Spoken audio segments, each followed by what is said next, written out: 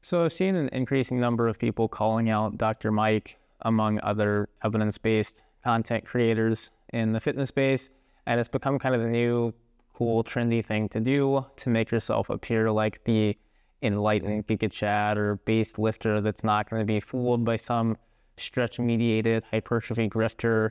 You're not going to be tricked by the stretch cult. If you're not sure what I'm talking about, I'm just going to play you a little video clip. Mike Israetel is said to be one of the smartest science-based lifters, so let's go over his back training and see if that statement really holds its place. To be honest, I do think there's plenty of fair criticisms to be made, plenty of deeper issues within the evidence-based lifting community, but because it has become kind of the trendy thing to do, I think that a lot of these sort of response videos and attacks are really just kind of lazy, pseudo-intellectual arguments, just kind of designed to farm engagement off of a big name without really proving any real point or adding any value to the discussion. And this bothers me for a couple of reasons.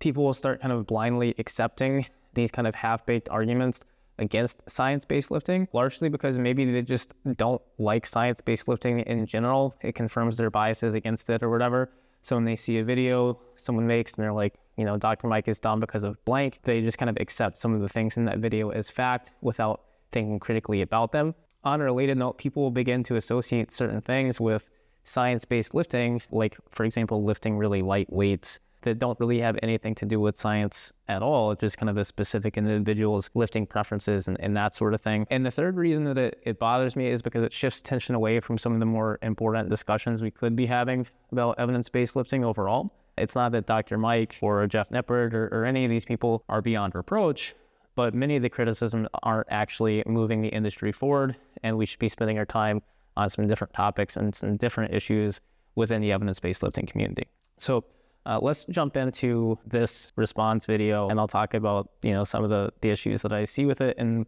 some things that I think we should actually be critiquing. Now, he starts off with a basic lat pullover. This is a staple exercise for many lifters, but there's a big factor that gets overlooked a lot when doing them, and that's how high your arms are rising relative to your torso. You see, none of the lat's fibers really have great leverage above about 120 degrees of shoulder flexion, and I never really recommend any lat training any higher than that. So when we train way up here at more like 180 degrees of shoulder flexion, we'll be incorporating a lot of other shoulder extensors like the pecs and the long head of the tricep. So the criticism here is that Mike is doing a lat exercise, but instead of stopping where the lats have their best leverage, he's using a range of motion that goes beyond that.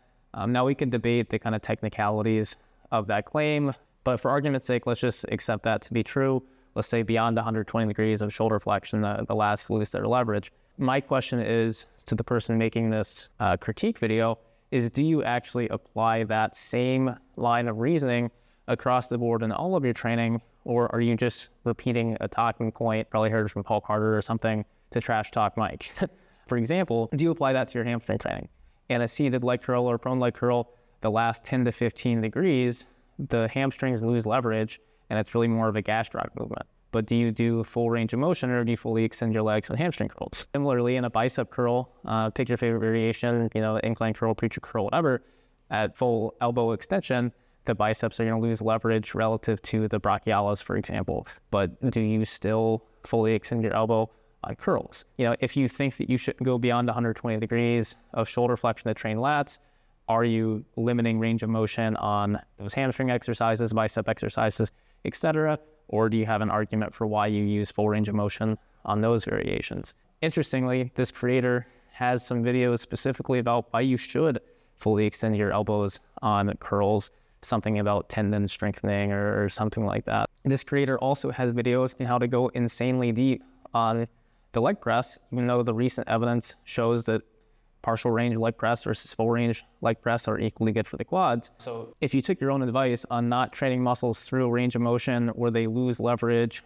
or not going to unnecessary depth, you probably wouldn't do a lot of the exercises the way that you actually do them. So your argument against Dr. Mike here with the way he does straight arm pull downs is really just inconsistent, and seems like you're choosing to focus on leverage with one exercise while ignoring it in a lot of others. Now, to give credit where credit is due, I don't think that we can claim that using more range of motion on an exercise like this is inherently superior for lat hypertrophy. And I think this is where some full ROM enthusiasts go wrong. They simply make claims that are too strong, and they claim superiority with an exercise variation instead of just non-inferiority while emphasizing some secondary benefits. In other words, I wouldn't say that getting a full stretch on a lat prayer or straight arm pull down is inherently superior for hypertrophy, but I would say it's probably going to be similarly effective, just as effective probably, as one that's partial range of motion, but it's also going to support shoulder mobility, maybe train your pecs or long head of the tricep, get some extra stimulus for those muscles. Is that really the end of the world? In my opinion, no. And besides, there is life outside of training. Take Mike's jiu-jitsu, for example. Choosing to do exercises to help his shoulder mobility kind of makes a lot of sense, especially if they're non-inferior from a lat hypertrophy standpoint. Also, it can indirectly support hypertrophy of other muscles. For example, you maybe are limited in that overhead range of motion that may hold you back on shoulder presses, for example. Maybe you get shoulder pain from that limited range of motion. If you do something like a full range pullover, full range straight arm pull down where you are emphasizing that stretch, that may help improve your range of motion and allow you to get more out of other shoulder exercises. To focus on just the leverage here, just the muscle activation here, is a little bit short-sighted. Overall, this is a silly critique of Dr. Mike. Again, I don't think we can say more range of motion on these exercises is inherently superior, but it is absolutely a fine way to do the exercises, and reaching fully overhead when training the lats doesn't make you not evidence-based. It's completely fine. Next up, we have the decline curl. This has become a little bit of a meme, and content creators have used this exercise, honestly, to bash the entirety of science-based lifting, which I think is interesting. For example, Paul Cutter made a parody of it, and he's like, biceps don't respond to heavy weights. You just need some light 30-pound dumbbells in the full stretch, and then jokingly compared that to some really heavy, I think he was doing like 130, 140-pound preacher curls or something like that, which is very impressive. I've seen other people making memes of this exercise where they're hanging upside down, doing it 5-pound dumbbells. It's hilarious. I get it. Those memes are funny. But my biggest issue here is the conflation of training the stretch position with needing to use super light weights. In a recent post of mine, I did Mike's famous decline curl with the 50-pound dumbbells, and I'm a relatively small guy. Adjusted for body weight, that'd be like Mike using probably the 65s or the 70s, or Paul Carter using like the 75s or the 80s. So for him to talk about using, light 30-pound dumbbells in the stretch versus 140-pound preacher curl, I think is just a disingenuous comparison in the first place. If Mike would just do like heavy sets of 6 to 8 reps with a reasonable tempo, I'm very confident he could be using at least the 50s or 60s on this exercise. And if he did that, people probably would have never made fun of it in the first place. So again, the issue here really isn't the exercise or the loadability of the exercise. Yes, potentially awkward at first. Just like a lot of exercises, you're not going to be able to go super heavy the first time you do them. But if you stick with this movement, it's just as loadable as a lot of other bicep exercises. So that's really not the problem. A better critique here is just, why does Mike insist on using such light weights, extremely slow tempos, extremely high reps, probably training a little bit too far away from failure? Why does he really want metabolites to be a big driver of hypertrophy? Those are the questions that I would have for him about this exercise. I don't think that, just getting a little bit more shoulder extension, for example, is really the problem here. As for the biomechanics of his technique, where he kind of, sweeps his arm forward, I find it ironic that a lot of people who argue against science-based lifting end up being like very in favor of exercises like bent over barbell rows, barbell back squats, deadlifts, other big compound lifts. But then they see something like this and they freak out seeing Mike do an exercise that might train the biceps and the front delts at the same time. You could just argue that it's a compound exercise that was never intended to perfectly isolate the biceps and leave it at that. If you can use that argument to support your use of barbell rows or deadlifts or whatever, I think you should be able to use that argument for a sweeping curl. Secondly, people do ignore the role of the bicep as a shoulder flexor, and we don't necessarily have a lot of great data for what the internal moment arm is of the bicep for shoulder flexion when the arm is really extended way behind the body. We do know that it's a decent shoulder flexor when the arm is by your side. It loses leverage by about 45 degrees of shoulder elevation. But if you were to do a biomechanical analysis, Ben Yanes has his diagram drawn here to just calculate that external moment arm, measuring the distance from the weight to the elbow for the bicep and from the weight to the shoulder for the shoulder, is a little bit incomplete, because you would need to account for the role of the bicep as a shoulder flexor there as well. I think it's going to be difficult to come up with a perfectly accurate biomechanical model there. I don't think it's a case where we can make really strong claims. The sweeping variation is inherently superior. I can't guarantee that you're going to get additional, proximal regional hypertrophy or whatever if you do include that shoulder flexion and extension component. But I do think if you just do the exercise and you find that, yes, it's my biceps that are failing, no, my front delt isn't screaming at me, I think that's totally fine. We can make that same argument to support a lot of compound exercises. So I don't think that biomechanical analysis or kind of crude biomechanical analysis is a super compelling argument against it. Try it. If you like it, you can do it. If you don't like it, if you do find that your front delt is failing on you or something like that, you don't have to do it. So just because you do this sweeping curl variation doesn't make you not evidence-based. It's a perfectly fine bicep variation, just a little bit less isolated, which I think is just fine. Similar to the straight arm pull down discussion, if you are able to use that to spend more time in shoulder extension and support your shoulder mobility, and that's also a goal for you, I think that's great. So again, in Dr. Mike's case, maybe he wants to have really good shoulder extension for jiu-jitsu. I think that makes perfect sense. So if he can get some of that work in while doing his bicep curls and his biceps are still growing effectively from the exercise, I think that's completely fine. So once again, I think this is a fairly silly criticism of Dr. Mike. Last but not least, the third critique video I have is this one. Third exercise. Mike, what the The entire point of an upper back row is retraction of the scapula, but what's going on here is his grip is too narrow, which is placing him in excessive elbow flexion. So this is leading to more elbow flexors being worked than necessary. In this video, the guy is criticizing Mike for when he's doing an upper back row, instead of kind of keeping his forearms perpendicular to the bar, the handles, Mike's kind of pulling in and getting some more elbow flexion involved. Also, he's arguing that Mike isn't really getting full retraction. Overall, I think that this is another interesting critique, because if you're going to critique someone's chest supported row for not being strict enough or for bringing in a little bit too much biceps, and then your version of the row has you using a ton of spinal extension, I find that fairly disingenuous. This creator is claiming that Mike's row is bad because he's using too much elbow flexion. Meanwhile, his demonstration of the same exercise has him using a ton of spinal erectors. Either you want the exercise to be super strict and exclusively retraction, or you don't. You don't get to criticize someone for using too much biceps while you're using spinal erectors. I just don't think that it works that way. Secondly, your argument about excessive use of elbow flexors is based on a fairly crude biomechanical model, where when you have a fixed implement like that, you're assuming in your model that the force vector, the force applied to the handle, is perpendicular to the handle. Whereas in reality, you're probably pulling that handle apart a little bit. So you could, in fact, get into a position where you're, past 90 degrees of elbow flexion, but you're still pulling out and still not really engaging your biceps very much. For that wider grip that you're suggesting, that's limiting the degree of horizontal adduction that he's able to get. So basically all that Mike has done is traded off a little bit more loaded range of motion here at the expense of, maybe being in a little bit more of an awkward position back here, but it's more of a trade-off. It's not he's inherently done anything wrong. And your assumption that he's losing a ton of tension because his elbows have bent more is, again, based on a very crude biomechanical analysis. So I don't think that this is a very valid critique of Mike either. In addition to that, I don't think it's ever fair to criticize someone's technique in isolation looking at one exercise.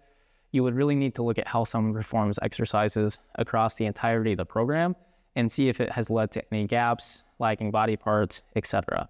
So in this case, I think a better critique for Dr. Mike would be that he actually has disproportionately really developed erectors in his mid-back, because he ends up kind of cheating with a lot of rib flare or spinal extension in a lot of his upper body exercises. I've seen him do it with curls, with front raises, lateral raises even. He's always kind of getting that T-spine extension and flared rib cage as he's doing it, and he has really thick mid-back because of that. I think that would be a more fair technical criticism, not looking at, he has 5 degrees too much elbow flexion during a small portion of the range of motion on this one exercise that he did one time. If that's your, I gotcha, point for him, I think that's a little bit silly. If you think you're some super smart, evidence-based lifter because you've gone through all of Mike's content and you're like, gotcha, what a moron for using 5 degrees too much elbow flexion that one time on rows, and you think that is the problem with science-based lifting and that's your call out, give me a break. As far as legitimate criticisms, which a lot of my points have alluded to so far, I don't like seeing people use science to make really, really strong claims, absolute claims, or to support their training preferences and then try to pass off those preferences as optimal. For Mike specifically, I don't think there's any doubt that he has over-indexed the importance of full stretch for every single muscle group in every single circumstance. I think that he has overstated the need for perfection, while ironically not necessarily having technical perfection himself in a lot of cases, overemphasizing extremely slow eccentrics, extreme control all the time, probably over-promising on the injury prevention aspect of that. Those are some criticisms that I would have. Now, in long-form content and in interviews, I know he has been a little bit more ambivalent about some of those topics. So I do see a bit of a disconnect with the more sensationalized and absolute kind of black and white nature of some of the short form content versus maybe what he actually thinks. That is a better area for criticism. Personally, I'd rather, debate him on things like epistemic conservatism, balancing education with entertainment. Those sorts of topics I think would be a lot more interesting, deeper philosophical things, not whether he uses too much elbow flexion on chest supported rows. I just don't think that's important. I don't think it's a very valid critique. I don't think that that's where we should be spending our time. As far as some of these deeper philosophical things go, he is far from the worst offender out there. So to better illustrate my point, some of what I'm talking about, what we should be focusing on, let's talk about Milo Wolf. In a recent video, he claimed that leg extensions are, and I quote, the worst quad exercise. In another recent tiers list video, he said that pendulum squats were C tier. Yeah, let that sink in. Even Jeff Nippard, like the most popular science-based lifter out there, in his tiers list video, he put leg extensions in A tier and pendulum squats in S tier. He even said he would have labeled pendulum squats as the best quad exercise of all time, but gave that distinction to hack squats just because that machine is a little bit more popular. I think that's a much more reasonable take. Pendulum squats are amazing, hack squats are amazing, leg extensions are amazing. How on earth you could use science to say that leg extensions are the worst exercise, that walking lunges are overrated, pendulum squats are C tier? To me, that is just incomprehensible and an abuse of science. But to me, that isn't the worst part. The worst part is that shortly after that, and some of the pushback and criticism and people saying, yeah, leg extensions are great, you don't know what you're talking about, he made a meme kind of making fun of science-based lifters, comparing them to based lifters. In this meme, he references his own tiers list video and is laughing at people for actually taking the advice he just gave them seriously. Like, oh, you're not doing pendulum squats because that tiers list video said they were C tier. You're the dumb one for listening to what I told you.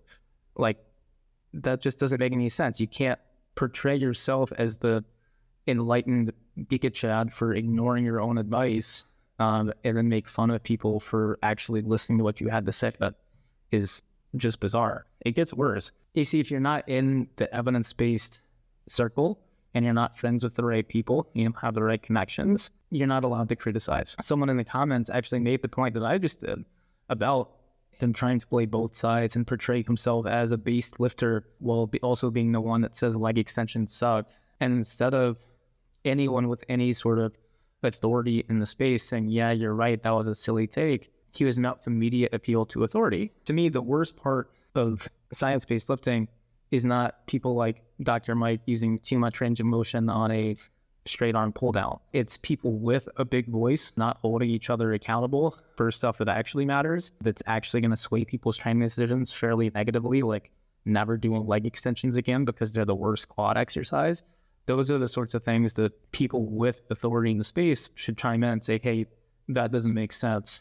But instead, there's just silence there. To me, this only makes people resent science-based lifting in general which is unfortunate because the science can actually be really quite interesting if you're just more cautious and allow for a little bit more uncertainty and gray with the application.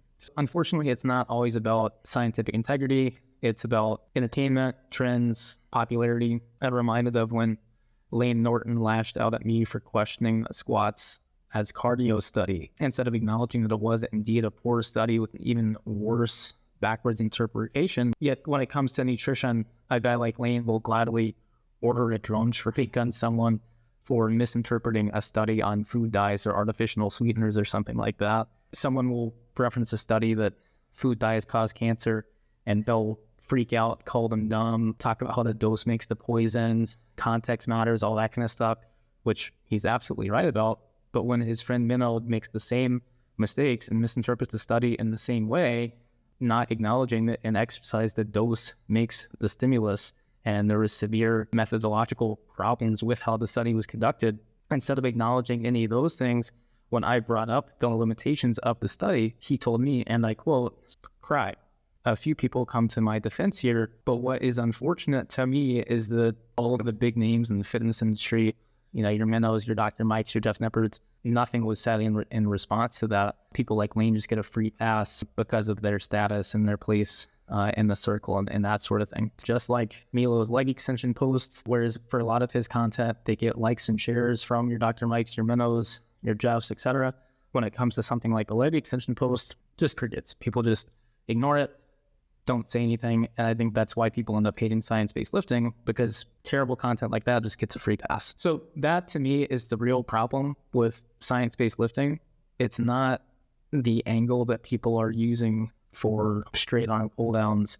It's not whether or not you use too much elbow flexion on rows. It's not little things about technique. It's not did you do a set of 6 to 8 versus a set of 10 to 12. To me, that's not what science-based lifting and the science-based debates are about. To me, it's about sensationalism, the lack of accountability, the fact that people's big personalities and their training preferences, those end up being more influential than the science itself.